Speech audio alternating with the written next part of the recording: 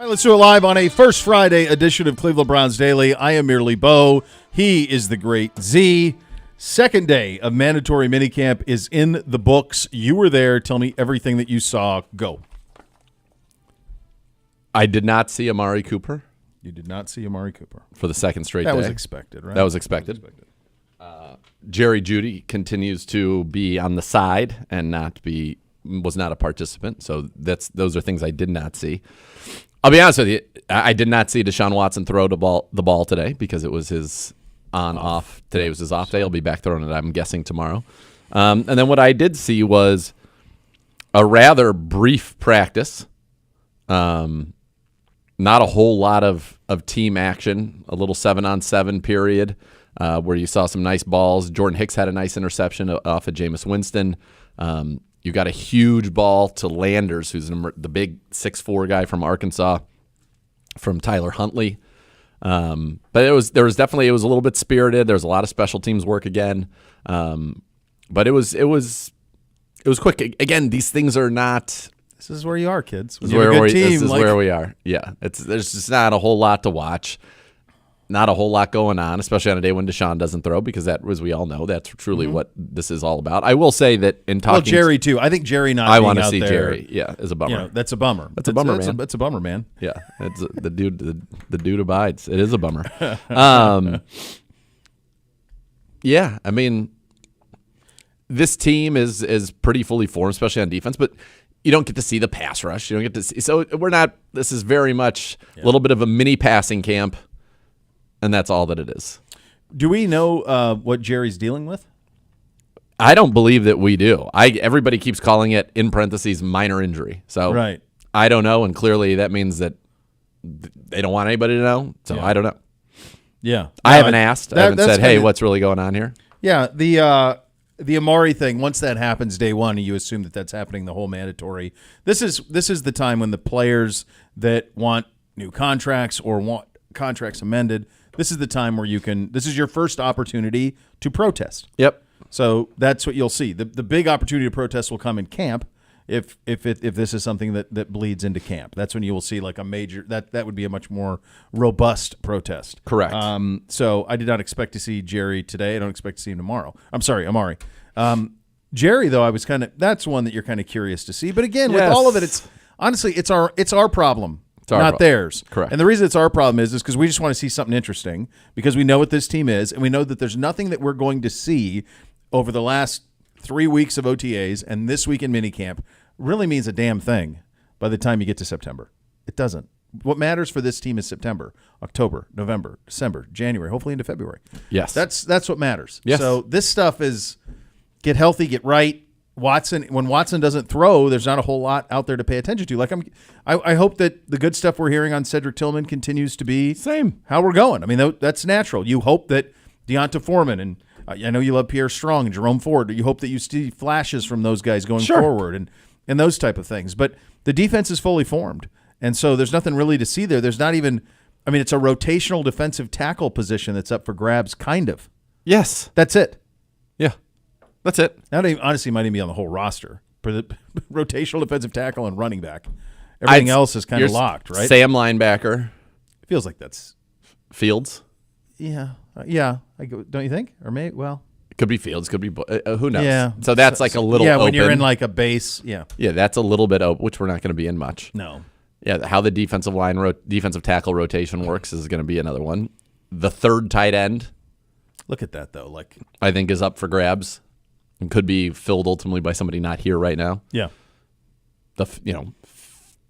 How you divide the cornerback room. Yep.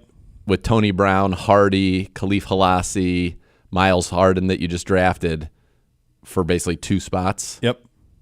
So but we're not talking about we're not talking about a single opening offensive or defensive play situation that is in any dispute. No. Except maybe who the starting running back is week 1 if it's not Nick And that's Chubb. even going to be a rotational. Right. I mean, we are going to be fantasy owners' worst nightmare. Exactly. Is what that's going to be. Yep. You know what I did see? I got to tell you, I was shocked to see it. Original Stevie.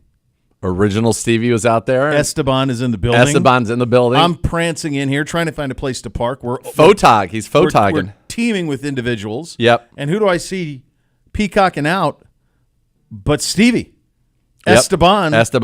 Esteban was here. The original. He was not eaten. He was here. He was not swallowed whole. No, he was not. I had no idea that he was back in town. I was so excited. A huge embrace. Yeah. Yeah, we got to see him out there. It was great. Yeah, he texted me this morning. He goes, I'm going to see you out at camp. And I was like, awesome. Did you know he was back? I did know that he was back. How did I miss that? How did I miss that he was back? I don't know. Was I off? Was I somewhere else? Like, I feel like we would have talked about No, he's been trying to get in with some of the local Stacy-owns for a little while. And I guess then now it has come to be. So it was thrilling. It's definitely thrilling. Thrilling to see him. It's awesome. How was your evening? How'd you do? How did Great. it go for you? Minister Box was in town. So he came up. We had a great dinner. The local grocer lately has been having this Wagyu skirt steak. I picked one up last week. It's one of the great deals. It's unreal. It really is. Sous vide it on the grill. It's meat mixed with sweet buttercream. Yeah. And it is just delightful, delectable. So we had a nice little meal, and then he and I hung out, and we fired up on Game Pass. They have, and I was blown. I thought it was really, really good. It's called like Road to the Masters, so it's like EA's golf game. Okay. And playing Augusta is awesome. It's like this the is best your first version. time playing this? Yeah, first time played that game. So we've had this game for a year. Okay. We have won multiple majors. Of course. We have Buddy Garrity is our guy. Buddy Garrity's the guy. He's the guy. Okay. And we've won multiple majors. It can be very difficult to play. The courses are absurdly realistic. Augusta's the best. Augusta's never been better than it was in this. Yeah. It's stunning. Olympia Fields is on there. Is it? It's on there. Oh, man. Yeah, it's been a new ad. And they add new courses all the time. You do get to a point to where no matter how good you're going to be, your guy's not going to be better than like an 85 unless you want to pay the money. Got it. So I won't pay money. So like we're just an 85. That's Which is tough. Which it is, but I'm cool with it. Like we can still win majors. They're tight. Like I lost the U.S. Open. NBC and I were playing over the weekend, and we lost the U.S. Open on a playoff to Shoffley, where I birdied 18.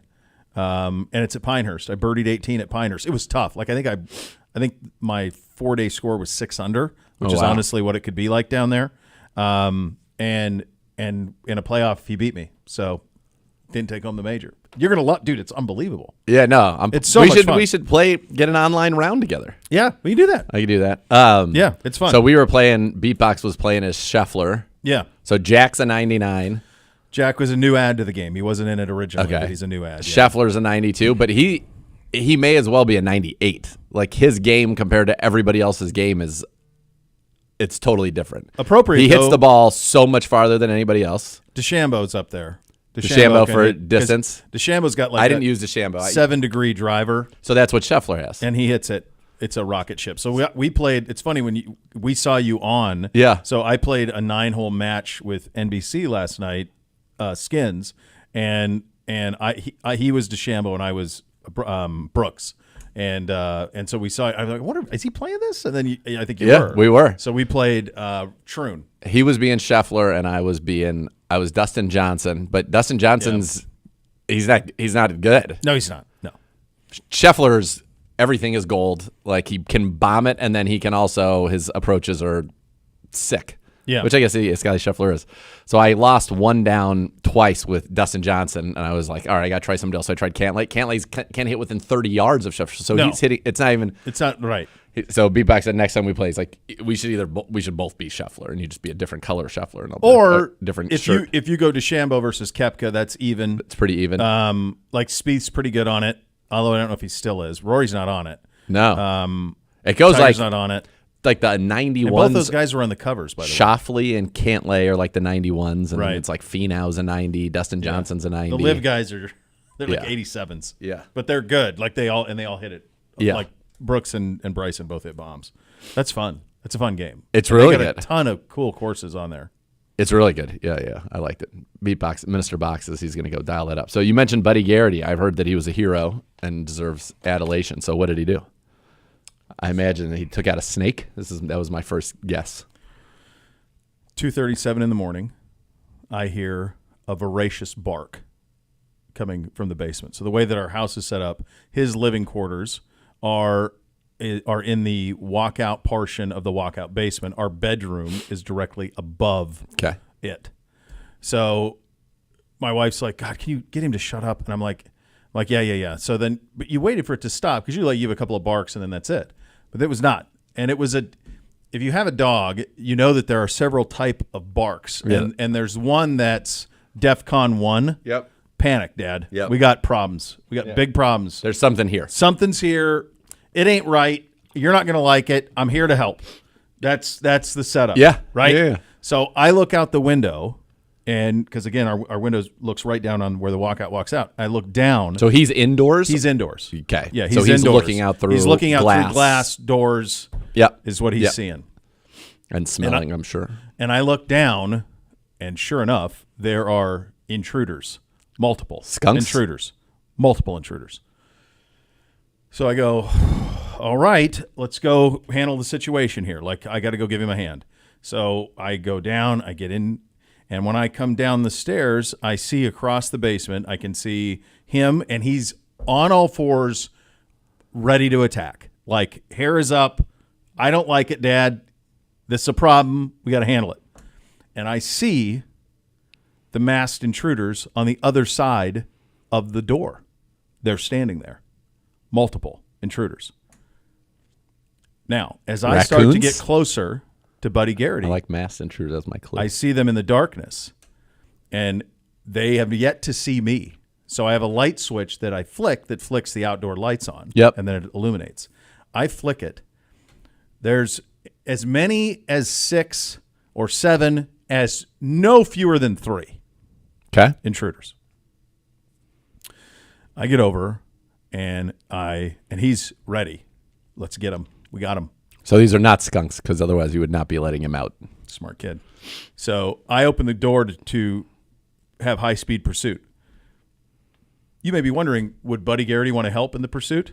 Well, you're damn right he would.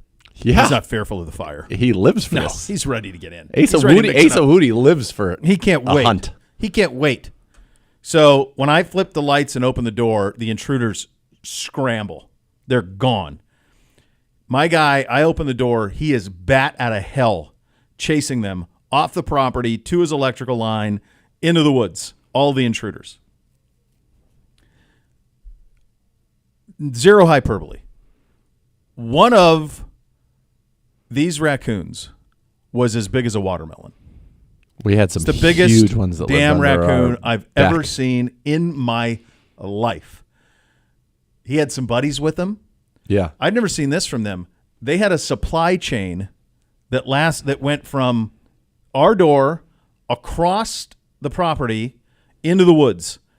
The big guy must have knocked over the outdoor garbage can. He had jumped on it, knocked it over, and they were pillaging and taking things from the garbage into the woods. They probably live in a hollowed out tree. There was a loot trail. Yeah. Of stuff. Did you get a dragon along to blow the way. up that loot train? I needed it. Well, I had a buddy. You had a Buddy Garrett. And so it's like 2:30. My wife's, what are you doing? What are you doing? She's like, and so I go, keep your eye on that door. I want to know what's coming when this happens. But there was stuff strewn all the way across the yard. Thing knocked over. I was so proud of Buddy Garrett and his efforts.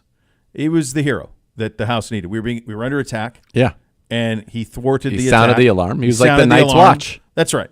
And the lesson here, I think, is, and this morning when I talked to the boys, I said, what did you do to protect this house yesterday? Nothing. Slept. Fortnite, golf video games, some lacrosse practice. Jack. Cried about Mbappe going to Real Madrid. Yeah. Wallow in your tears. What did Buddy Garrett do? He's a hero. He alerted you. He was not only, he was part scout, then he was part of the assault. He was in the hunt. That's phenomenal. I'm so proud of him. Yeah. This morning, he was right back at his perch. This morning when we went out, we go to the bathroom, then he came back in, got him a little food, and I said, you ready, dude? You gotta go. So I let him out, did his daily walk around the property, just taking a look. Yeah, checking it all out. Making sure the perimeter's secure, and then put himself at the high point of the property and just kept an eye. I tweeted the photo out. He's just keeping an eye on things. I love it. I'm very proud. I'm proud of him too. Tell him that. He's a great human. Tell him that I am very proud. Yeah, Uncle Nate's happy. He loves you. You did good. Did great. Yeah, it's strong. Just strong effort out of him. I've been giving him all morning. I was giving him hunks of hot dogs and blueberries. He's going to get more of those than Joey Chestnut. All right, I'm telling you what. I'm Team Nathan's. Just because he's slanging some other dog. They gave him the platform. Yep. Like, let's remember, Kobayashi was as big as him at one point. For sure. At one point, he was as big as him. Yep. They gave you the platform. Yep. They existed well before you got here, and they will exist well past you're gone. And in addition to that, they offered you 4 years, 1.2. Yeah. Now, I don't know the competitive food eating game, Mr. Zagura. I think we need to know in order for us to really be able to weigh on this in an apples to apples fashion. Yeah. So quick little math, private school, $300,000 a year over a 4-year period. Yeah. Yeah. We need to know how significant the spend was. Like, let's just say that this plant-based dog offered him $500,000 a year for 4 years. We need to know the terms of that deal before we can properly assess whether, number one, it was worth it, and number two, if in fact that's what was offered to him. Let's just say it was something more significant than this. Yeah. So let's, for the sake of our conversation, let's say it's even 3 years, $2 million. Okay. I believe Mr. Chestnut should have then taken that to Nathan's and said, "Will you match this?" Okay. And in the event that they said yes, then that's done. Yep. In the event they said no, they should understand why he did what he did, and then allow him to participate anyway because he's still good. Oh, no, I don't think they should allow him to participate at all. Here's the other thing. I don't think this is actually a competitor of Nathan's. People who want to eat, it's not like he went to like Ballpark Frank's or an actual hot dog. Like the people who are going to eat plant-based hot dogs, That's a choice, brother. are not people who were. No. I was a Nathan's guy, and now I'm eating a plant hot dog. Yeah. Like I don't even think it's really a competitor. Yeah. That's fair. I don't even know what's the market for that. I don't know. I've eaten them. Have you? Yeah, remember 80 went through a vegan phase. Oh, that's right. So you've sucked down a couple of these Every things? single thing that is out there that's vegan, I've tried. So a non-meat stick, what was it like?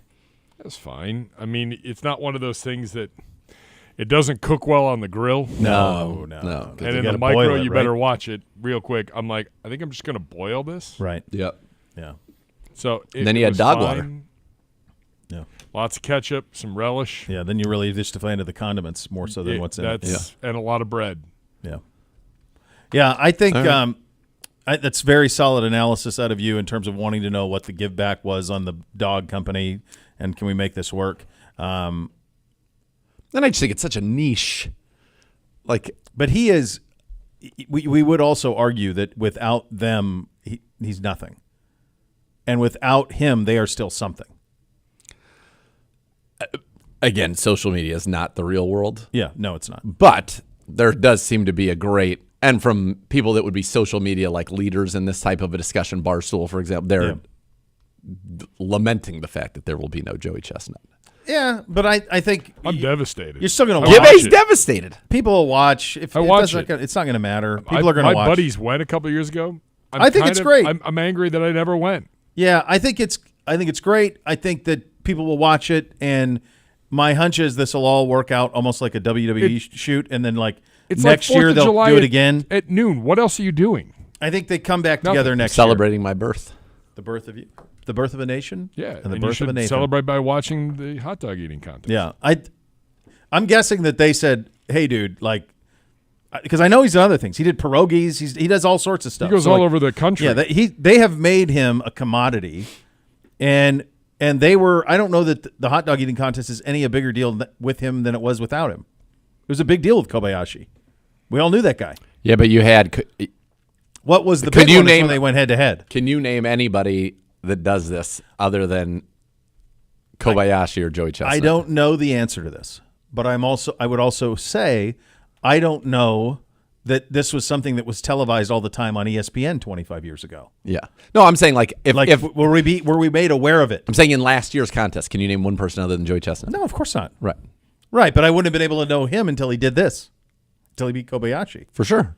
So you're saying Nathan's made him more than his ability to consume hot dogs at an incredible rate. Yes, without the platform. Yeah. He's just eating he's just eating in a void. It's kind of like, he's eating in a closet. Like it's kind of like stay in a wrestling world. Okay. Like if you beat everybody but you're never in WWE, it's different. It's different, yeah, right? Agreed. So I think in this instance, Nathan's is the WWE. There's no doubt. Yeah. I like that analogy. It's effective. I try. By the way, what's happening with what are we doing with these raccoons? Are we just going to let them have their little forest habitat? Well, we were very good with our raccoons. We were just chill, and then they ended up moving on to elsewhere. They're in the woods somewhere. Yeah, which is fine. A dead tree. The other lesson I said is I don't think it's any coincidence. It's the day that this finally happened. That the day that this happened, this brazen attack on the premises, that this happened on a day after the boys had their buddies over. And at one point, we were looking into the garbage and was like, "What is coming out of that?" And someone had thrown like a half-drank root beer in there. There was a Buddy Garrity bone in there, one of those smoked meat bones that he likes so much. I'm like, we're basically luring them in. Luring. It's on us. Not luring. You were You're basically giving them a you rolled meal. out the red carpet. Right. You rolled out the raccoon red carpet. That's right. what you did That's right there. So I said, look, it's on your guys' operation, and what you're doing, you got to lock it up. You got to lock up this operation when you. I agree with what you're saying. Now, my recommendation to you would be on these windows. Yeah. Is there a curtain? Can you pull something closed? Because if they come back again, I know. At 3 a.m., this is going to be a problem. Yeah. This is for your sleep habits. It's not going to be great. It's a good job out of you. Mm-hmm. At the same time, he did his job. Correct. Like, that's the job. So when you get that voracious bark, something's up, man. Something's up. Something is up. Yeah. No, it's a good point for tonight, Gibby. First of all, we got to eliminate that garbage. We got to take the stuff out of there. Garbage can't be left. We can't lure them in. I mean, that's just ridiculous. Is this you your need a bucket of baseballs or softballs? Gosh, Gibby. And my father, who is the nicest, kindest human being that I know, that would not hurt a fly. I've seen him peg a raccoon from 20 feet away with a softball, like in Lakewood. Get off of my property. Get out. Kindly leave, sir. That just would be stuns fun. him a little bit. Just a little bit of a pop. Yeah, make it clear. The ringleader here he was a soprano type. He was right out of Central Casting Tony Soprano. He was very chesty. Big boy. His size was robust. Yes, he was staring down Buddy, and he knew that Buddy could not come through the glass. Like, this was not the first rodeo for him. He was deterred. Dude, he's the watermelon Don. None. The watermelon Don. He was not at all fearful of Buddy or anything that Buddy could do. He was standing there taunting. And it wasn't until I got in the mix and flipped the light that they scattered like maniacs. Not until then. Yeah. Yeah. That's when it flipped. Yeah. So anyway, I just could have been more proud of him. Big hugs. It's awesome. It just did his job. Just a great job out of him. Absolutely. Yeah. On that side. We had raccoons for a while, and then they just kind of they just moved on. But they were they'd come out, at night. You'd see them, and it was like a family, and the little babies were really quite cute. But you take away the food source. Yeah, then they're gone. And we have that deck. Oh, so they could get in. They live under the deck that's like right by the water. Oh yeah. And as long as they're there, the way I thought about it was, as long as they were there, it meant a skunk wasn't. Great point. And they were causing us no harm. They were not doing anything. So I was like, I'd much rather have them here than a skunk. Because when we had a skunk in there and then the guy had to come in like a hazmat suit and get that skunk out that's a menace. Terrible, Kenny. It's terrible, Kenny. It really is. It's terrible. Yeah, we have not had any skunks since we've had Buddy. Oh, we haven't had it. I don't know how, but it's got to be his patrols. I put these things in there that are solar powered. Yeah. And you'd say it's under the deck. Enough light gets through, I guess, that can solar power, and it just sends off some super high frequency. They hate it. And they hate it. So nothing's been back since. I put one on each entrance area and then one under the deck itself. We haven't had nothing's been back. Good. yesterday I was out back. We were doing some work last night, and our neighbor was like, I think there's a dead groundhog back there. I was like, yeah, I would bet money that she finally got her hands on it, because it's probably true. Our dog sitter was like, hey, Roxy came back. She had a little bit of blood. I'm like, nah, she killed something. God, jeez Louise. That's unbelievable. She's been trying for weeks. She's a hunter. Like, that thing just needed to go away. I gave you plenty of opportunity.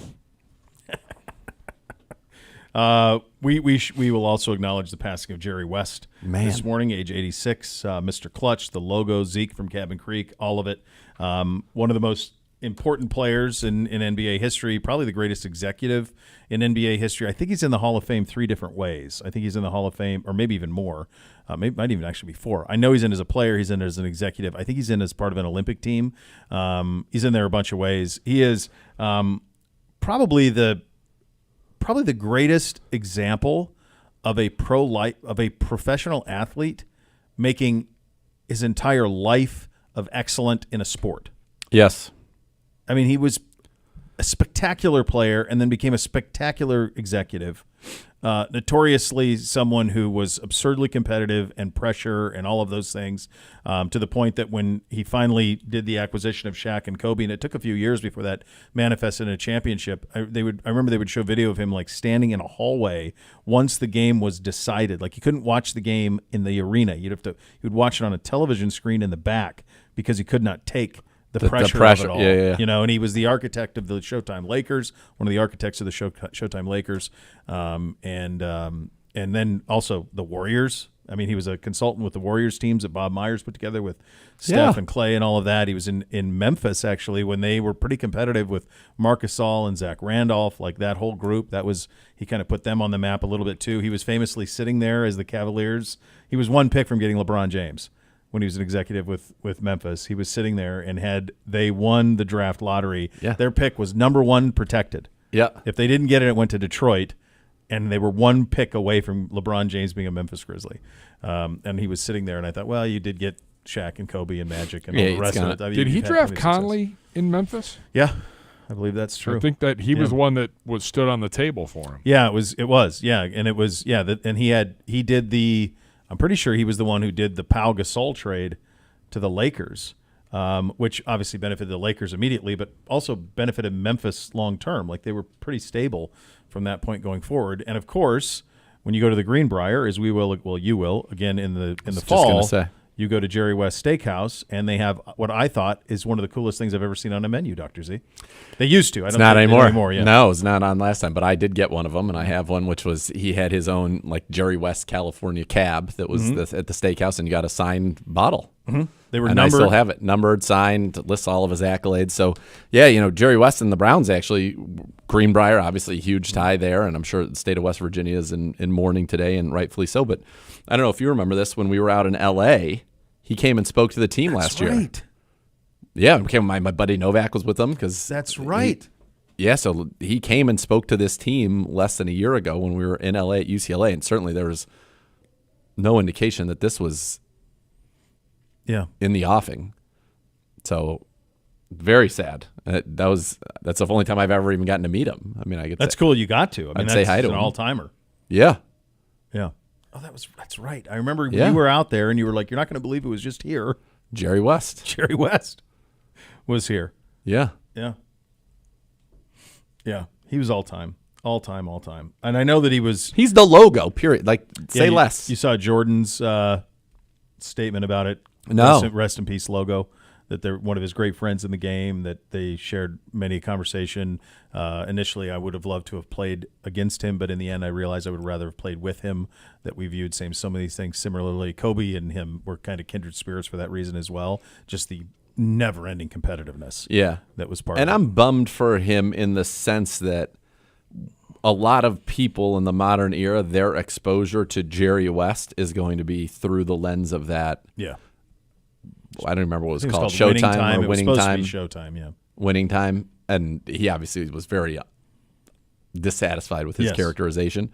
So that's a bummer. But it's wild to me. That's like, he was just there. Yeah. So sad. Yeah, that show exaggerated everything for the purpose of the show. Yes. And he basically was like a raving lunatic. He was the way they portrayed unhinged him. in that show. He really was. Yeah. So those are your hot topics of the day, presented by University Hospitals. Also, Champions League, the free gaming community for Browns fans around the world. Visit clevelandbrowns.com/Champions League to join in on the fun right now. We'll go around the sports world, around the NFL. Coming up next, you'll listen to Cleveland Browns Daily on 850 ESPN Cleveland.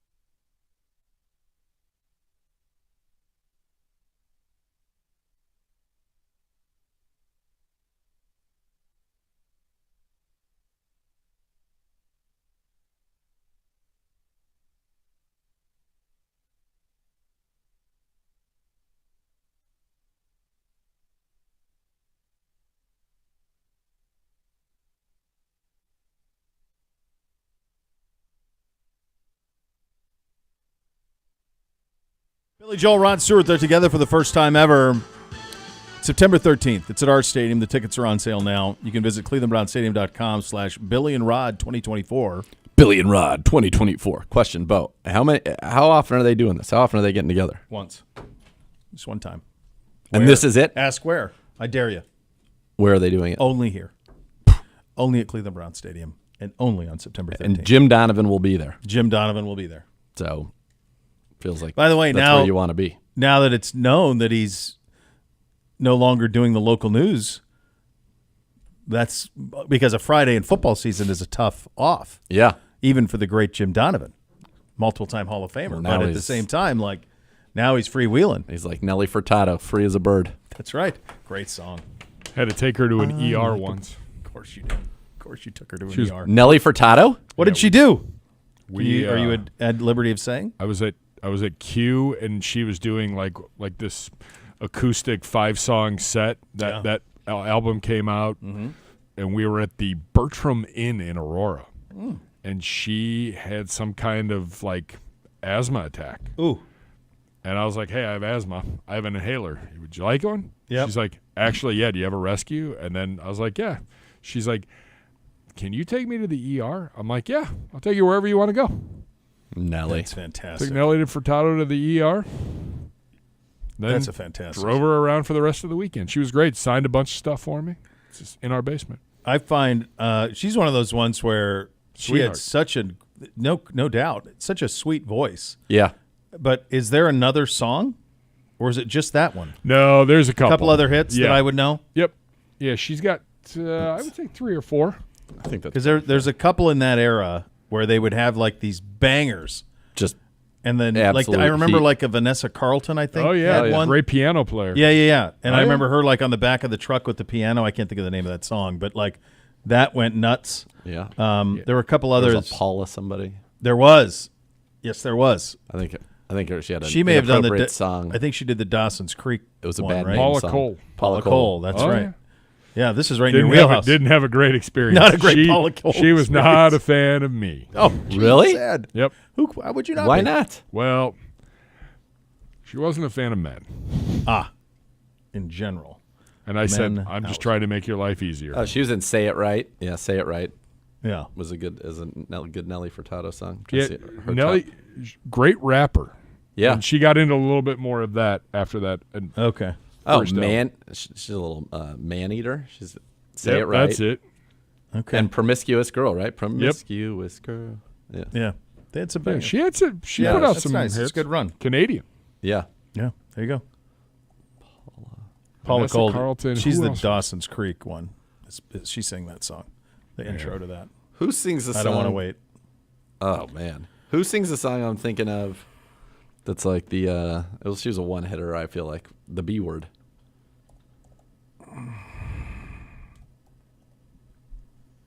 I know who you're talking about. Meredith Brooks. Yes. When that song came out, it was like, are we allowed to say that? Meredith Brooks. Are we allowed to say that? There were lots of conversations. Like, I don't feel comfortable saying that on the radio. No, she made it to number 2 on the Billboard Top 100 and number 1 on the Top 40 For a mainstream. long time, our marching orders at the radio station were, it's the latest from Meredith Brooks. But she was pretty So much. she could say it, but you couldn't. We didn't know what the FCC rule was. Well, And we the got in- FCC didn't know how to Well, rule. we got in. You remember there was a certain Canadian sitcom that we were watching a couple of years ago that was very entertaining that had a similar issue, and it was like, listen, just please don't say it. Yeah, Just don't say it. correct. Yeah. Like, what do you want me to do? I mean, the same thing would be true of the Ben Stiller, Robert De Niro, Dustin Hoffman follow-up to Meet the Parents. Yes. Like, if you say that right now, you're going to be like, whoa. Yeah. Yeah. Yeah, that's it. That's the way that it goes. What's the Vanessa Carlton?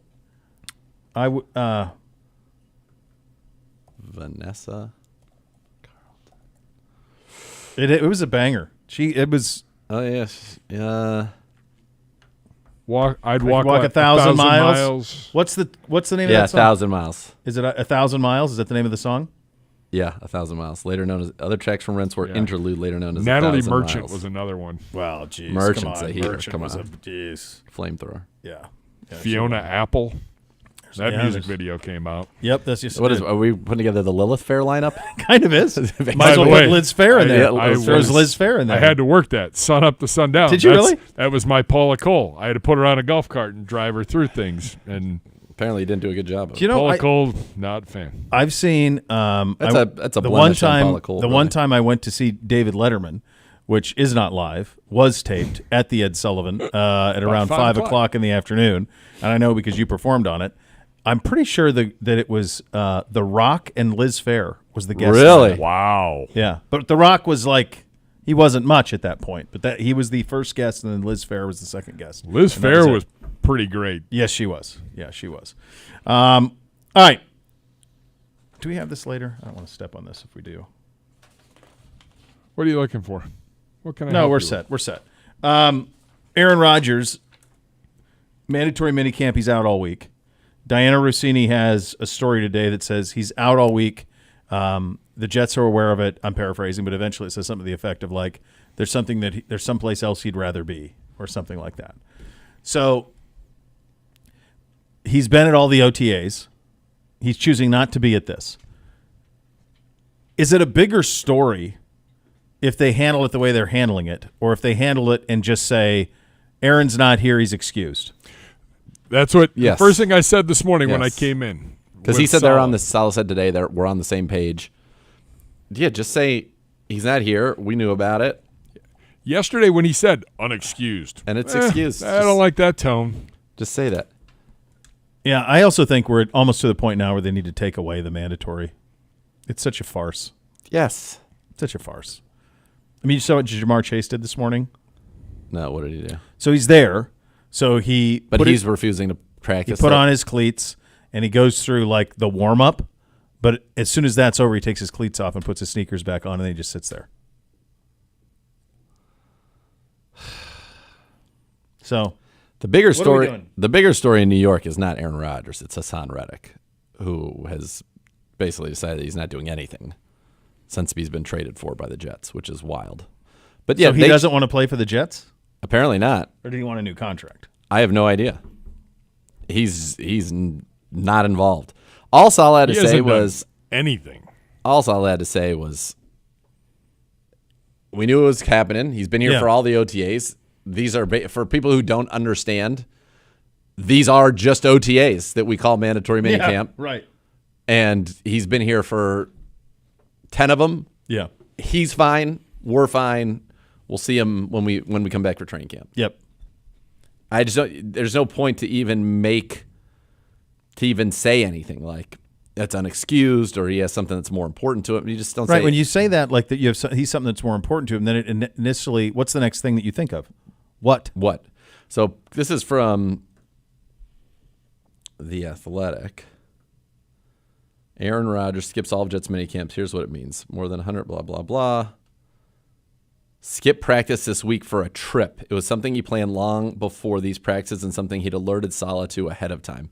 The organization knew he would miss this entire week, even if many outside the building originally misunderstood as a one-day absence. None of it came as a surprise to the front office or coaches and even the fans, and Taylor didn't know it was happening. It's unclear why he had to take this far-away trip right now. Only he can answer that, but he took it nonetheless. Salah called it an event that was very important to him, but didn't specify further. Who's doing all this reporting? This is from The Athletic, citing the New York Times. Something very important to him, and if it's important to him, it's important to us. I don't know. Who knows? The Reddick thing is that's a much bigger thing. So ayahuasca, right? It's got to be ayahuasca. You think he's gone another ayahuasca trip? Maybe. Yeah, because that's like one of those things where there's only certain times you can do it. So Hassan Reddick wants a raise. There you go.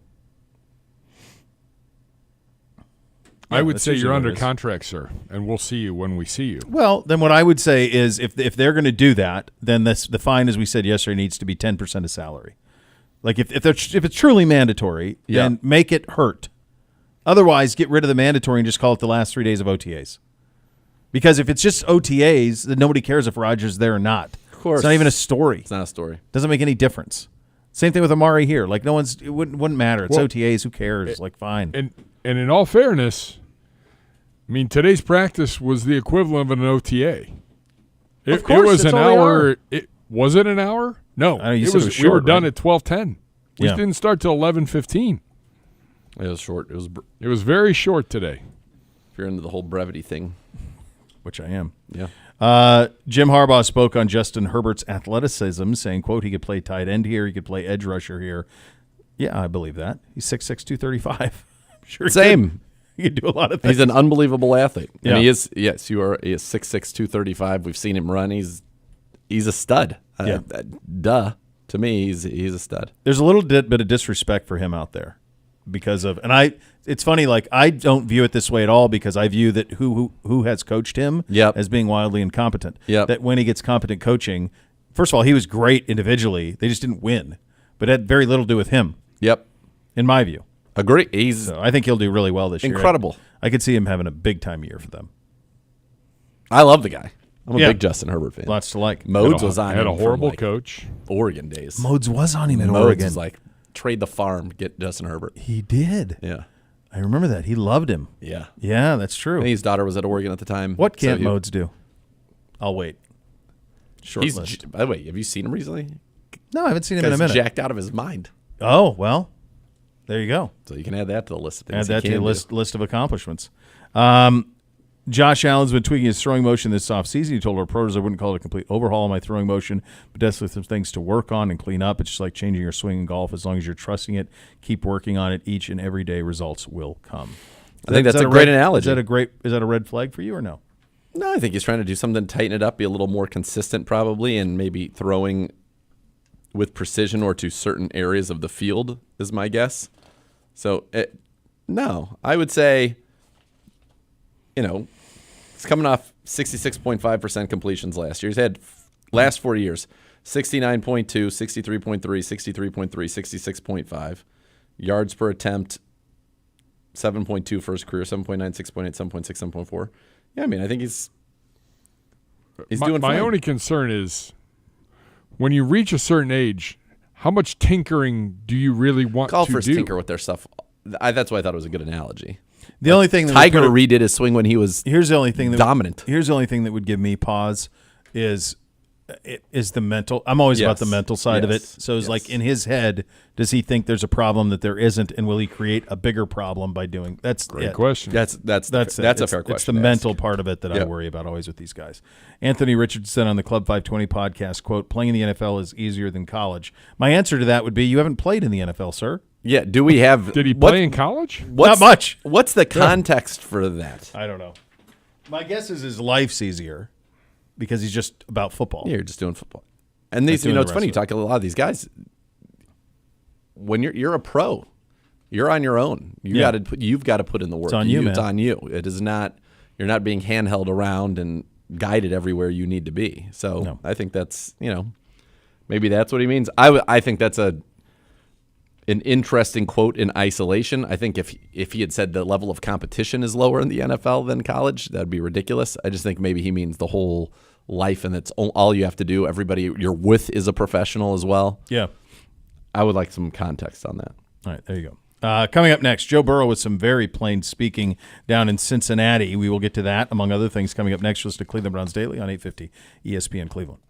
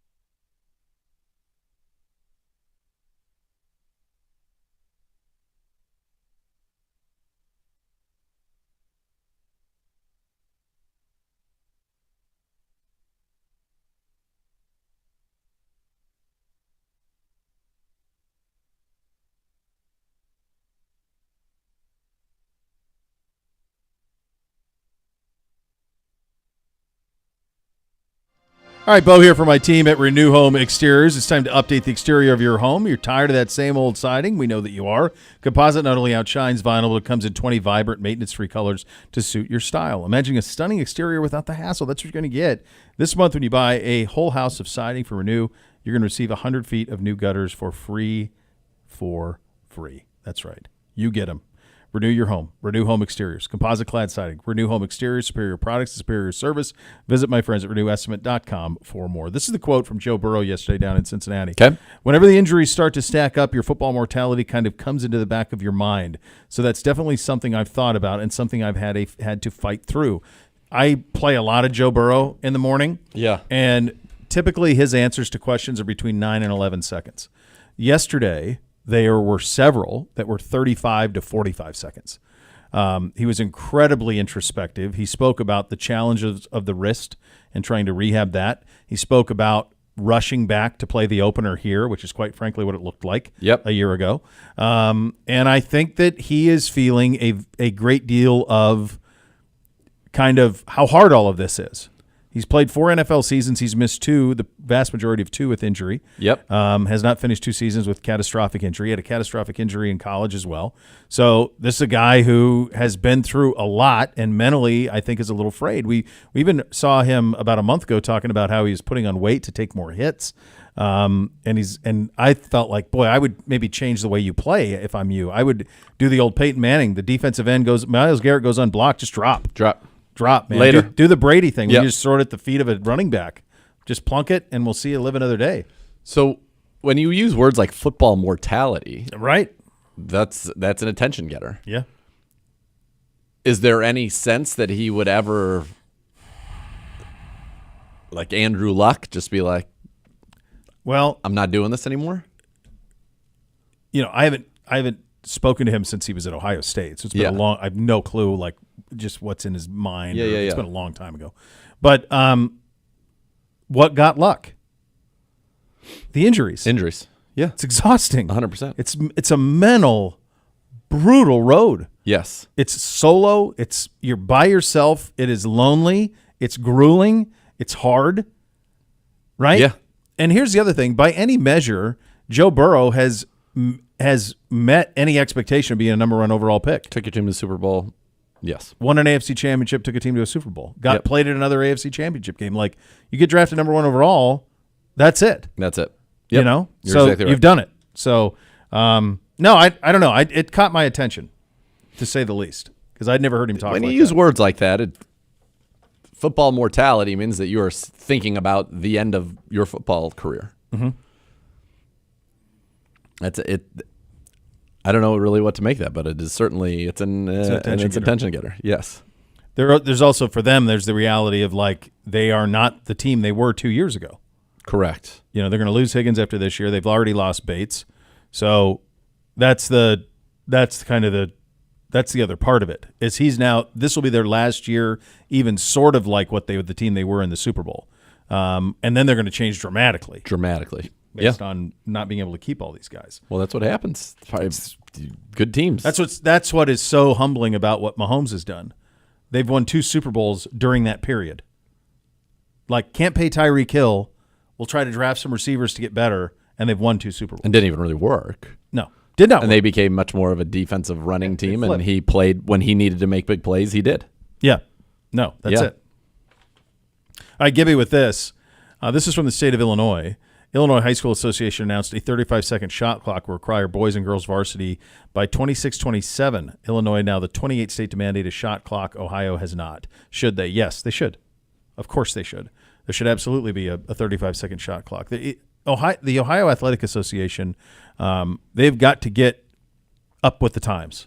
They put on a lot of great tournaments. They've taken a lot of criticism for their greed and their charging of ticket prices in the playoff stuff. Some of that stuff's a real joke. And the reality is stuff like this. But the thing that's even more pressing for them is NIL. So there are 31 states that allow NIL in high school. Ohio is one of the ones that do not. Do you guys remember a couple of years ago when I talked about the best high school basketball player I've ever seen in person, that Darren Peterson kid who played at CVCA? So he signed a 7-figure deal with Adidas, but in order to capitalize on that, he had to go play at Huntington Prep. So he's number 2, number 3, number 1 player in the country, depending on where you look. He'll be a senior this upcoming season. So we are in a stretch now in the state of Ohio where like Sonny Johnson's kid at Garfield Heights is a dude.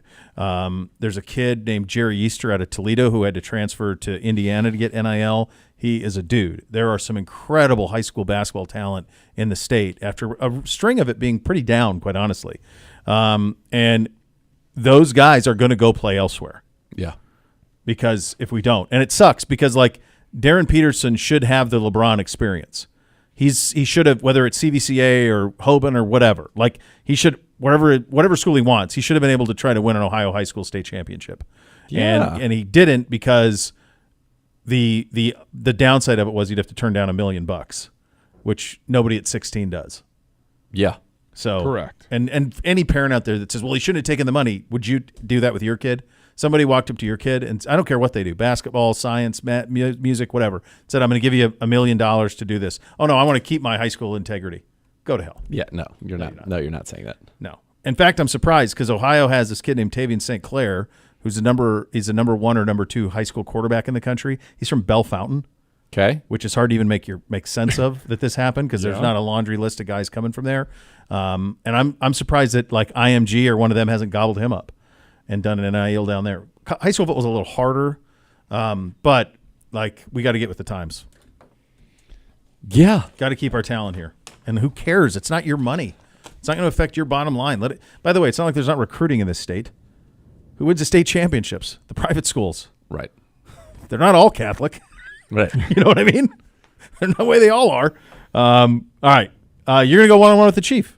Yeah. Coming up next. That's exciting. All right. Listen to Cleveland Browns Daily, 850 ESPN Cleveland.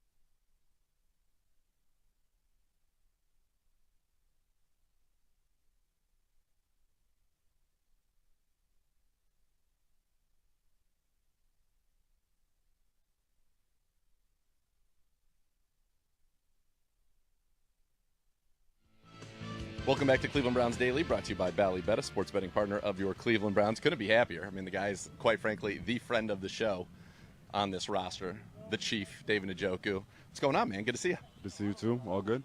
All good. All right, let's go back last week, a little softball extravaganza. Yeah. How was that? It was awesome, man. It was great to see all the fans show up. The crowd was amazing. And that's all you can really ask for, so it was great. Kelsey with a walk-off, a dinger. How about that? Yeah. It may have been a little at a time, I heard, but I didn't see. He's a hometown guy, right? He's a hometown guy. He won fair and square. He won fair and square. What are you looking for when you run this back next year? You've kind of taken this over. What are you looking for Team Njoku? Because I heard, through the grapevine, it wasn't as good as maybe you wanted. We got to even out the teams, first of all. I didn't make the team, so next year I'm be sure to make teams for sure. Yeah, you got to pick. This is your event. You should You should get to pick the roster you want. You're not lying. Next year will be a big change. All right, there we go. So we'll look forward to that in 2025. Back here for minicamp, getting everybody together again. How's that been for you? Just kind of getting to be around the guys and see everybody and start really the start of the 2024 season. Amazing, really amazing. The energy's amazing. All these smiles, laughter, the camaraderie. It's all you can really ask for at the end of the day. And you said this new offense, I'm pretty sure I'm quoting you right, it's juicy? Juicy as hell. When you say juicy, from your perspective, what do you, without any specifics or anything, giving it away, what do you like about it the most? The juice. The juice is what I like that part mostly about it being juicy. That's what you want in a juicy thing. You want juice. I want juice. And we got juice. Yeah. A lot of juice. A lot of juice. So that's good. You guys are also going to be going against a defense that is doing the same thing. This is their second year in that defense. Very talented out there. That iron sharpening iron. How much do you enjoy that?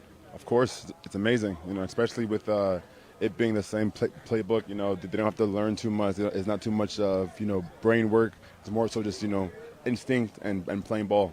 Do you like that the juice, they have not necessarily seen this juice. They haven't squeezed this juice before, so you guys can maybe still surprise them out there. There's going to be a lot of juice out there. A lot of juice out there. What did you do this offseason for fun? I did a lot, man. I'm doing a lot of things. I had this softball thing. I have a fashion show in July, so I'm getting Where? Here in Cleveland. In Cleveland? Okay. Yep. A Met Gala fashion show. First time I'm hosting it. It's getting pretty big as time goes by, so I'm just excited and thankful. What are the details on that? I don't know. You got to look online. It's a lot of stuff going on. A lot of parts, yeah. All right. You do any traveling? A little bit. A little Puerto Rico. I went somewhere else, too. I forgot. I went a few places throughout the country. But, I'm going to Nigeria on Friday, so I'm excited. Awesome. Yeah. What are you hoping to do out there? We have a few camps, for kids and for men. I own a flag football team out there who actually won the championship last year. So as they should. Yeah, They represent the Chief. Yep, the team is called the Chiefs. It's funny how you say how it works, right? Yeah, exactly. We're gonna have a little fun. What's the logo there for the Chiefs? Is it a silhouette of you? I don't think so. I forgot what it was, but it's something pretty cool. Knowing me. Yes, there's no doubt about it. Yeah. When you think about this team, what you guys accomplished last year, one thing I've noticed out here, and you tell me if I'm right or wrong, two things: sense of purpose. Feels like everybody is locked in knowing that this has a chance to be something special. And then you guys seem to have a lot of fun together. Always. That's what really makes us, a better team than last year. Is the more fun that we have every day, the more fun that we have with each other, the camaraderie that we have with each other, it just keeps building and building. And that's all you can really ask for. Is it wild that you think about your journey here and you think about what the locker rooms were at various times here, and now you have guys who come in who have won Super Bowls like a Roddy McLeod's like, this is the best locker room I've ever been in. And you were a part of that change, not only personally with your growth, but also just kind of being here with the winning and the culture change. Is that wild when you think of the difference in terms of what it means maybe to be a Cleveland Brown today versus maybe what it meant when you started? No, for sure. It's night and day. It is night and day. The veterans are way more leading than ever before. I'm blessed to be here. We're all blessed for sure. When you think of this journey, think of what you've accomplished. Is it pretty wild? And I know you would say, and rightfully so, still so much more to come, right? Yeah, we didn't come this far just to get this far. At the end of the day, we put our body, mind, and soul into this for a reason, and that's to win a championship. How great would that be? Great. This town would be full of juice. Absolutely. It'd be very juicy. All right, Chief. Appreciate the time, man. Have a great trip to Nigeria, and we'll see you when you get back. Thank you. He has really become one of the true leaders on this team, one of the most popular players on this team. He has come a long way as a person, as a player.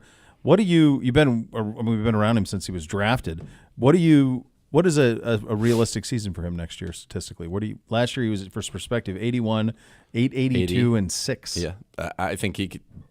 that or better. I mean, I think maybe more touchdowns even. I think we're probably going to throw for a few more touchdowns this year. We've got a lot of weapons, so it's going to be interesting to see on a week-to-week basis the consistency people are able to produce.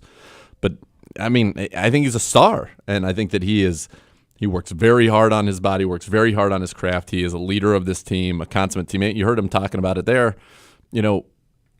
Like what this locker room was when he joined this organization, what it meant to be a Cleveland Brown, or the perception of being a Cleveland Brown around the NFL was when he was drafted to what it is now, is wild. And he's been a part of that transformation. He's lived the low lows and now the high highs. And I love the Chief. I love him. He's going into his 8th season. Yeah. He'll be 28 this summer. It's crazy. Which is nuts. Yeah. That's true, that he's going into his 8th season, and he'll only just be 28 years of age. His birthday's on the 10th of July. Yep. And he is, it's interesting what you said about the perception of the Browns before and after. You remember in the early years we were doing the show, and we would talk about like culture and all that stuff, and how do you change culture amidst losing? You can't, is the honest. It just becomes losing culture. But it's critical that this is something that, unfortunately for us, our rivals in our division have mastered through the years. Your talent that you draft has to manifest. Yep. If you're out trying to find it in free agency and trade, you chase forever. By the way, it sounds like they're having a good time in the locker room right now. They are. I wonder if that comes across. Can you guys hear that on the radio? No, just we hear it. Yeah, because it's right underneath us. But yeah, that's it. So he is critical of that. I mean, he had that incredible second season, and then it was like, well, I don't know what's going to happen from there. And then last 2 years, he's been sensational. He didn't play in 2019. No. Coach's decisions, basically. Yeah. And 2020 was not much. That was the first year. Remember, Austin Hooper was signed. Hooper had come in, and then it's just been a steady ramp up, basically about 200 yards every year, from 213 to 475, 475 to 628. So that's 150, 628 to 882. I'd love to see him get 1,000. Be cool, wouldn't it? I'd love to see him go back to the Pro Bowl again. He got 123 targets last year. I love that. He had 81 catches last year. To put that in perspective, his 81 catches would have been the second most targets in a season in his career prior to last year. He had 88 targets in 2018, and then he had 80 in 2022. He had 81 catches in 2023. I love that. Give him the ball. I mean, by the way, it's not something that we hadn't said on this program. We're like, he produces it from an efficiency standpoint, like a lot of these elite tight ends give him the opportunities. Yeah, I mean the first game would have been when it really starts to go. Now he had 9 targets in Deshaun's last game, but then DTR next time out, it's 15 targets.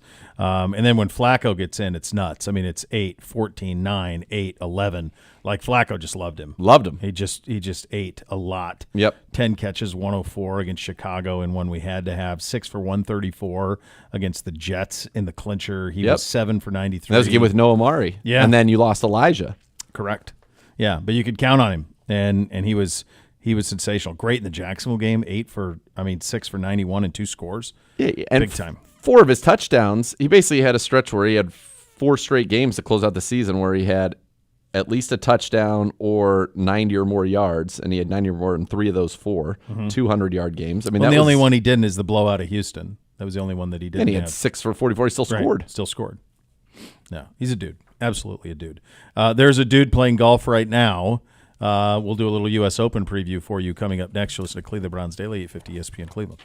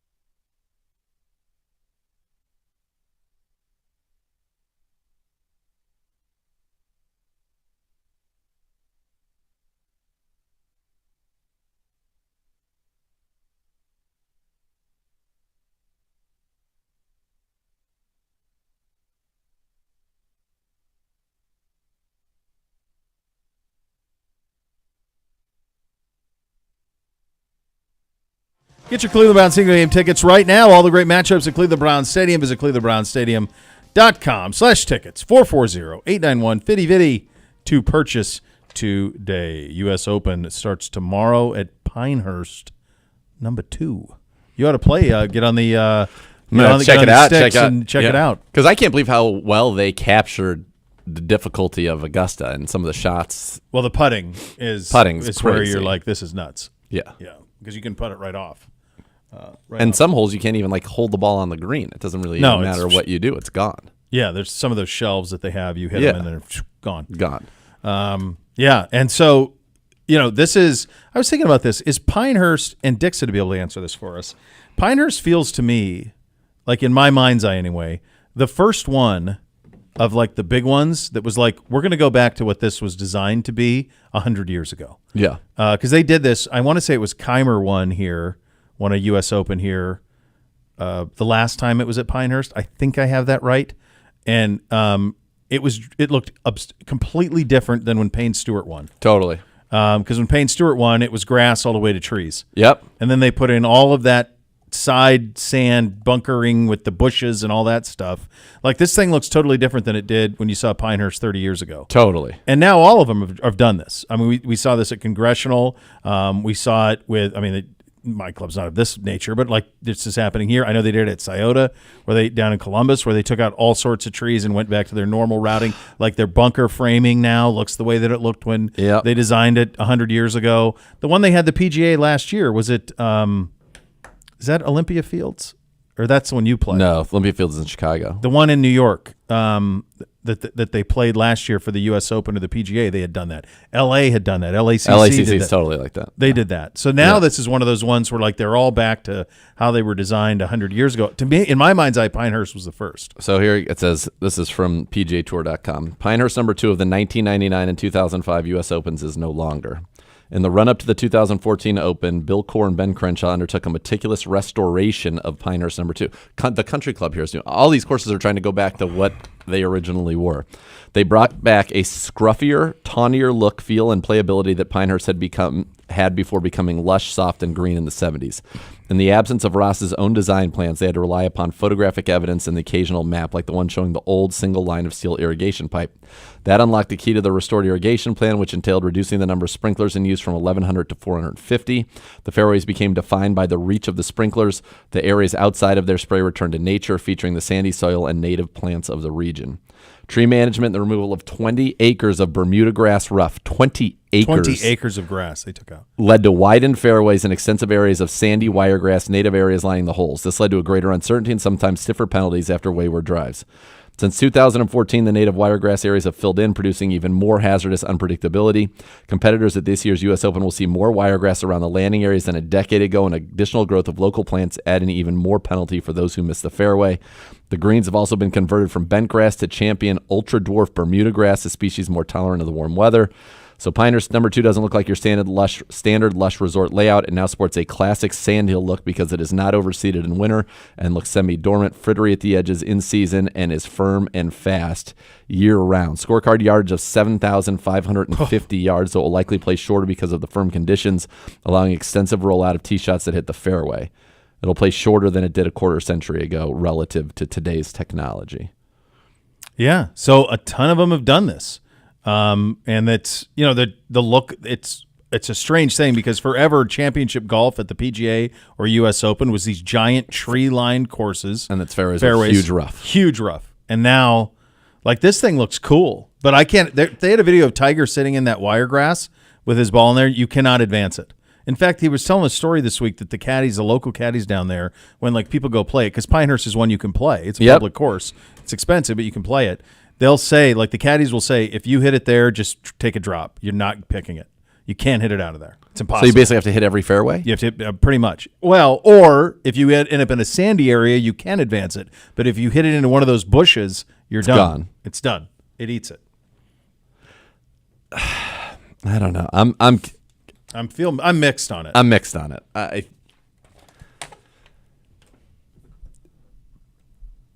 Nobody in the world hits every fairway. No. So when now you have parts of it where it's sand, but then parts where there are these random bushes and growths. so much luck plays into what happens when you go in there that I don't like the randomness of that, I would say. I don't think it looks that great. My own eye taste. I agree. It looks like it's weeds. Looks. That's what it looks like. Yeah. I mean, it does. It's not aesthetically pleasing. And in the Bay Area, you've got, where they played the PGA Championship at, I want to say, San Francisco. They didn't play at San Francisco Golf Club. There's the Olympic Club is right there, and then at TPC at Harding Park. Harding Park. Which was a public course forever. Zago played there.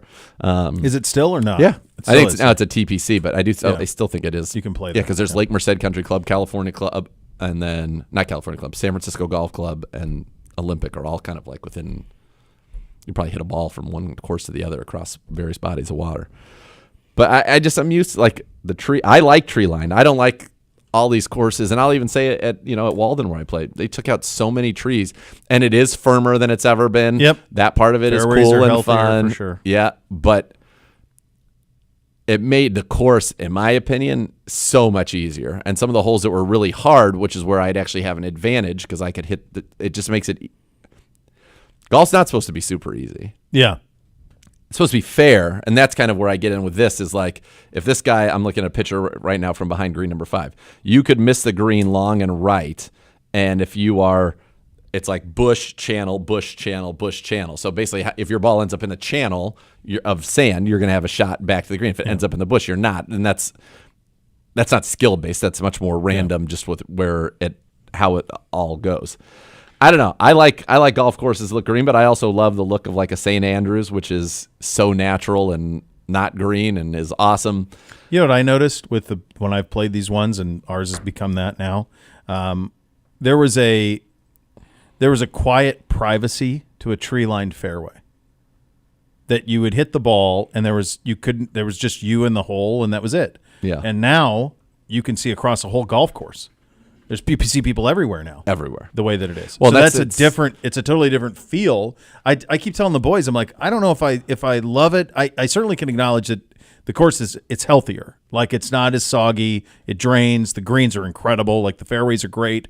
Like all of that fact. I can't dispute any of that. Yep. But it is a different feel for sure. Totally. And I would say, yeah, the solitude of it, and some courses are like, oh, when you're on the highest point in the course now, you can see every hole. Like, I don't want to see. I don't care. I kind of like when each hole, and some, out at Sandridge, for example, for the most part, when you're on a hole, you're just on that hole. That hole's kind of carved out of whatever, and that's what you're on. Yeah. I like that. There is something to be said for that. I like that very much. So Jack's not for it. I don't know if you heard him last week at Memorial. He was not pleased with it. He hates it. He goes, I love trees. Now they've taken all these things. Now I see cars and I see neighborhoods and I see all of this. Like he's like, I like looking at trees. Yeah. So and it's tree-lined fairways. You got to hit it. Yeah. Got to hit it straight. Yeah. John Rahm withdrew to injury to the U.S. Open. And he heard it at that live event, right, on that par 3. Did you see the ratings difference, by the way? Not that it matters to them. So the Memorial was around 2.2 is what the Memorial Saturday and Sunday was for that's 4-hour television window, so it's pretty good. What do you think Live was on CW? 2.1, 2.2 for the PGA. 200,000. 151 and 147. But that's not the point. That's not their point. They're trying to strangle out the other so that they can take over. Yes. But I think what you can say emphatically is that style of golf is not something anyone will seek out. Correct. No one's seeking that out. No. Doesn't matter who you get. Rahm has meant nothing. They all taking those guys away is all just to strangle out the PGA Tour. I get it, but in terms of the experiment of that type of golf, it's not wanted. Not wanted. No. People want 4 rounds. They want it to end on Sunday. They want cuts. They want all of it. Yes. Team golf does not work. None of it's working. Nobody cares. Nobody cares. Nobody cares about any of it. People are like, what are they wearing? Yeah, that's it. Is Rory a real threat? No. Is anyone a threat to Scotty? No. Here's what I would tell you, though, and I think we can do this, or I can do this. I don't know if you guys can. If he is such an enormous favorite, okay, that there is tremendous value around him from a betting perspective. Sure. This happened a few years ago when I was out at when Charles Schwartzel won the Masters, and we got him at 32-1 because Tiger was in the mix, and all of it was on Tiger. So Yeah. because of that, there's these tremendous opportunities like DeChambeau, Koepka. They're like 17-1. There's Morikawa's like 31-1. Like there's some incredible value in there. So if you just he's the overwhelming favorite. But any of the other guys who are really good and capable, if they were to do it, you could get some value. He's the best player on the planet. He is. It's hard. It's still hard to win, but he's unreal. He is, yeah. And we've had these windows with other players. Yep. For example, do you know at what age Rory McIlroy was when he already had 4 majors? Young, 24, 22? Right on it, 25. 24? He was 25. He had 4 majors by 25. Yeah. Scotty has 2 at 28. Koepka has 5 of them. And he had moments where it felt like if he's in it, he's winning. Yeah. You know, Spieth has 3. Yeah. 2 Masters and 1 Open, all in a condensed period. The thing for Scotty will be, he's got the 2 majors, how long can his window be? Yeah. You know, will he do it over 3-4 years? Seems like his game is just so good. I felt like that about Koepka, though. And Rory's was overwhelming. Like, Rory's game was – when Rory in 2014, it was like – it'd be silly to think that he wouldn't win 10 majors. Scheffler's just so solid at everything, and there's no weak. Even some of the other pros are like he's boring. Everything he's just too good. It's boring. Like he was not even close to his best at the Memorial, and was the best player on an incredibly difficult golf course. Yes, yeah, and he wasn't. That wasn't. He should have won that. Well, he was great. He should have won that by 10. He was great through Saturday. Sunday was a slog, but he got at one point got to 11 under. Yeah, but I mean, he was still in that. He on Saturday tripled 9. He bogeyed. Was that Sunday or Saturday? Saturday. Okay. Tripled 9 and was bogeying a ton of stuff. Hero. Tequila. Legend. All right, you'll be able to watch tomorrow starting at 6:30 in the morning on USA Network, and then Peacock in the evening from 5 to 8. Friday is on Peacock in the morning, and then NBC. So this is the one where you get the USA, Peacock, NBC split throughout. So there you go. All right, we got what do we got? Myles coming up next. Yep. You listen to Cleveland Browns Daily on 850 ESPN Cleveland.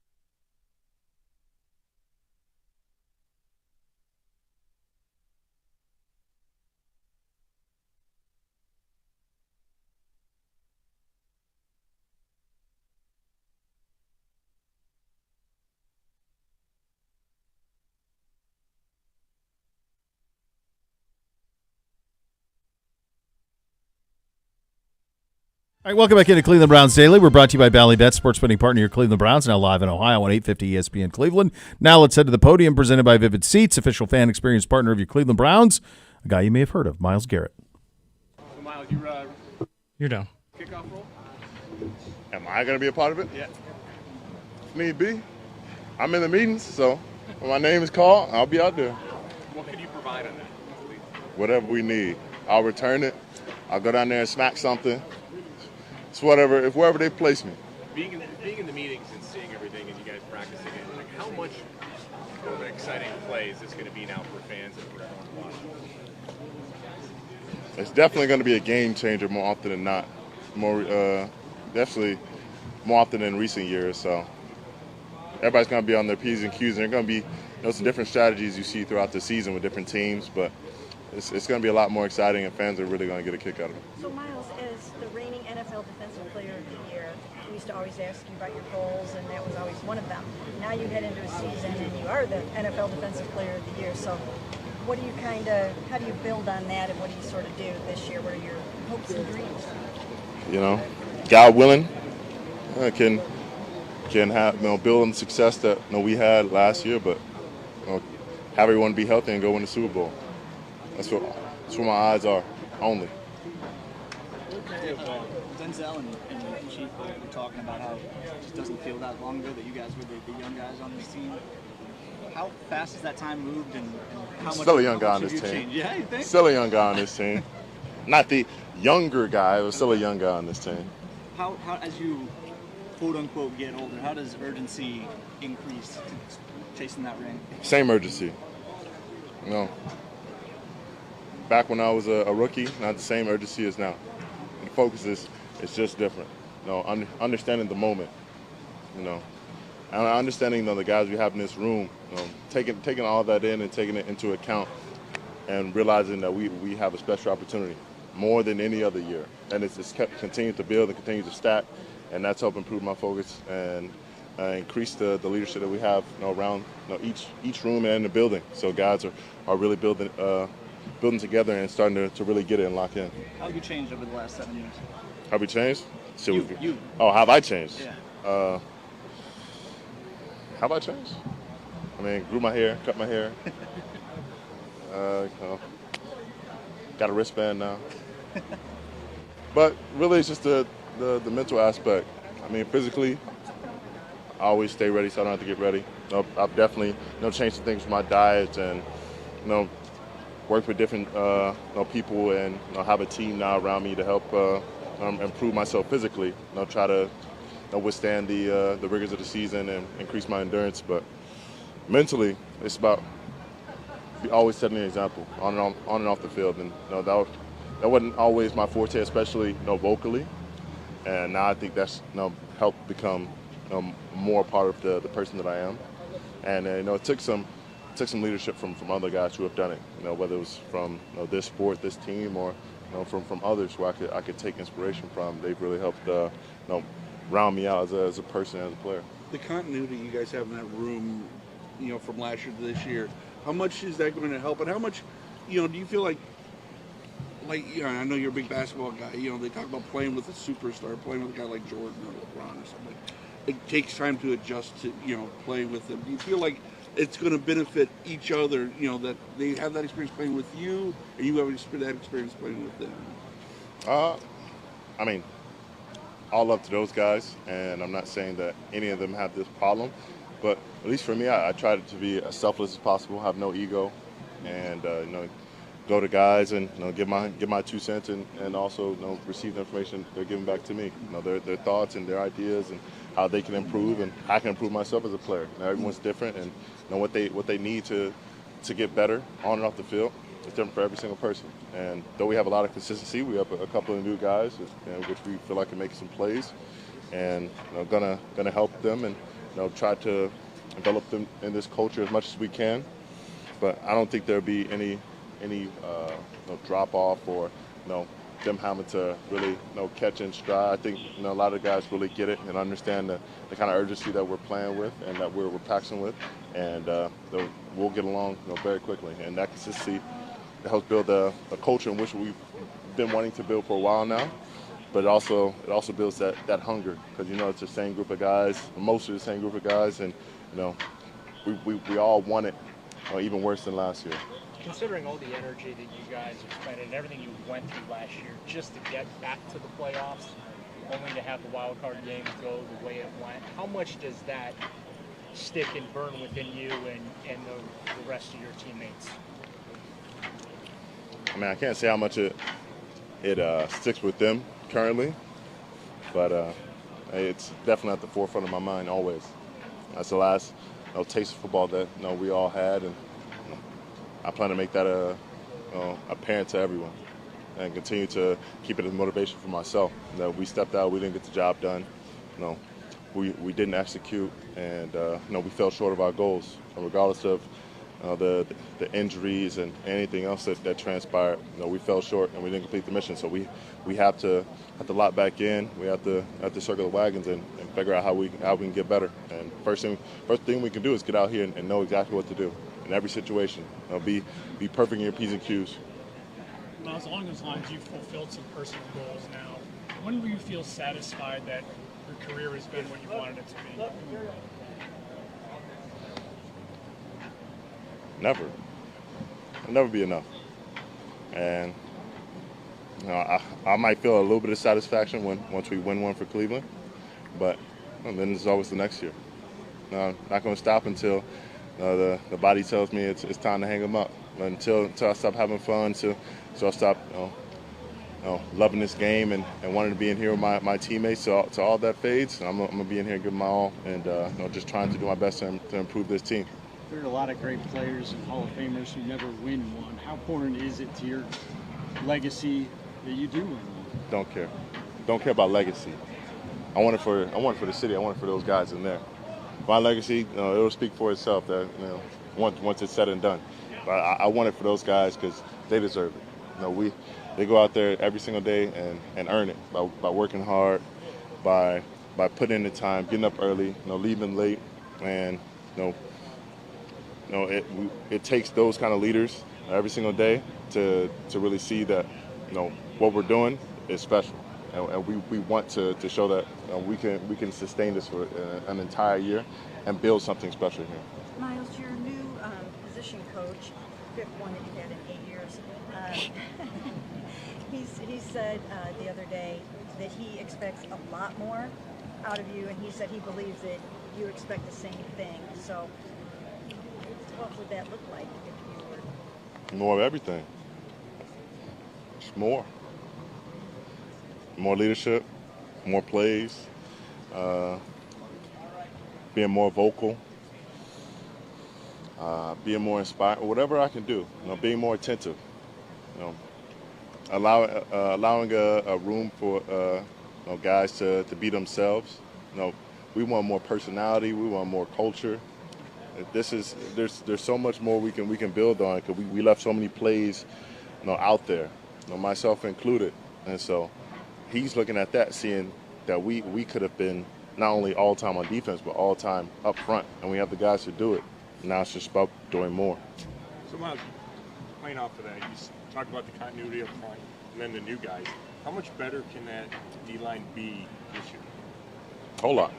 I mean, we only had 1 year under Schwartz, who did a hell of a job, and him having consistency up front, and with the defense, he's going to start dialing things up a little bit more, reaching more into his bag. He threw the fastball a lot, and it was successful.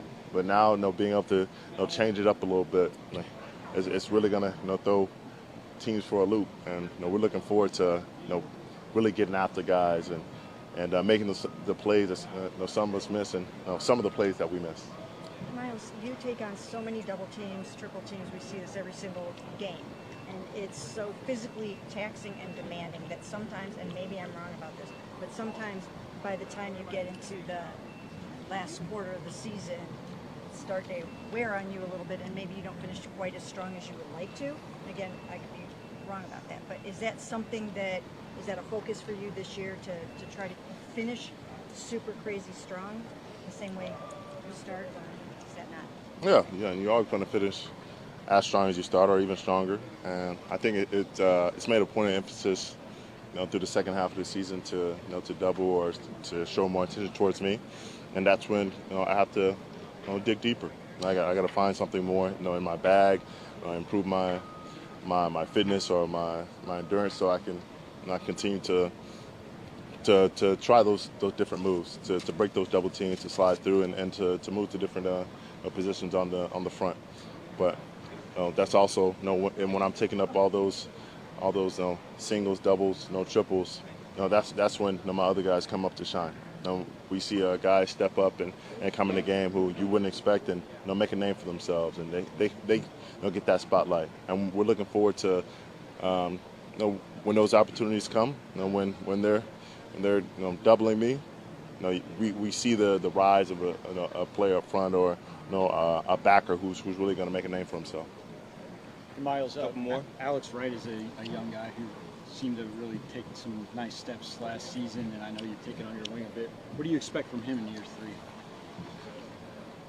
I expect him to continue this growth, and exponentially at that. I want him to continue to take the things that he improved on last year and take it to another level. And I know he's been working on his weaknesses. He's wanted to add a couple more things to his toolkit, and he's asking the right questions. He's working hard, and he's physically in better shape than he ever has been.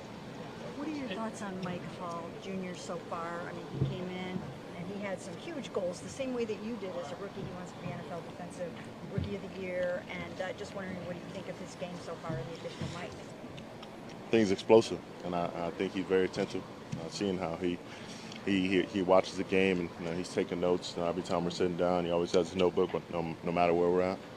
And he's already asking questions on what I'm thinking, and how I'm cornering, and what's my plan. And it's a good start. Already asking, trying to get all those things down. I remember Joe had to walk me through those things. In the preseason for me. What's my plan? How am I attacking this guy? What's different from him to the next guy? And I'm happy to play that Joe role. I guess I'm the older mentor at this point. Myles, you mentioned the legacy earlier. I don't know if you heard Jerry West, Mr. Logo, died this morning. Just your thoughts on that. I know you're a big basketball guy. I mean, less than a year ago, around this time, he was spoke to us at the Greenbrier, and loved this message. And definitely still had a lot of energy, still had a lot of life to give and wisdom. And so my condolences with the West family. I know he meant a lot. I know he meant a lot to our community out there. And it's a sad day for the NBA and the NBA family. And prayers out for them. Would you remember that message he gave you guys specifically? I mean, he talked about the grit and the team bonding that it takes to really get there. How much you really have to stick together, and really have to how much resilience it takes to weather an entire season and really make it to the end. Every team is talented, but how much are you willing to take to get to where you want?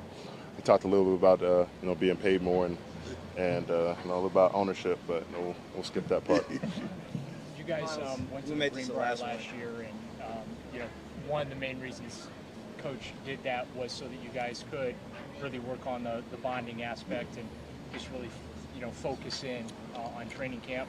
Are you looking forward to a return trip, and how do you guys repeat the results that you got from that experience together? Attack it the same way, but continue to try to improve on where we missed out.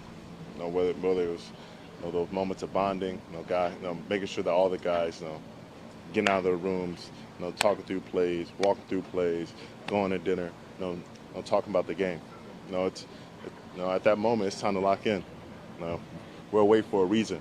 Take it as a work trip, not on vacation, and we don't need to treat it like that. And so having that mentality will be good in using that, that same, dialing it back and using that when we go on away games. We went to the West Coast last year, and we didn't have the success that we wanted to. Call back to when we were in the Greenbrier. What did it take for us to get up and push ourselves through that? Call back on those moments, and that's where you'll find your success. Appreciate it. Thank you, Myles. Have a good break. All right, there it is. Myles Garrett at the podium. So much more to come. You're listening to Cleveland Browns Daily on 850 ESPN Cleveland.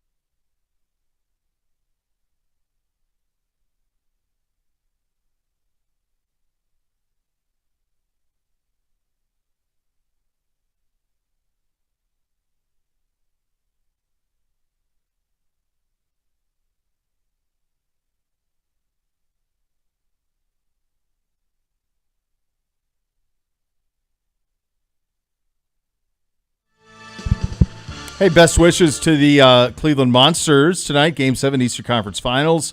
They were down 3-0. 3 of the games have gone into overtime. So that's a Blue Jackets affiliate, play here locally. And they win, they'll play I think it's the Coachella Firebirds for the Calder Cup.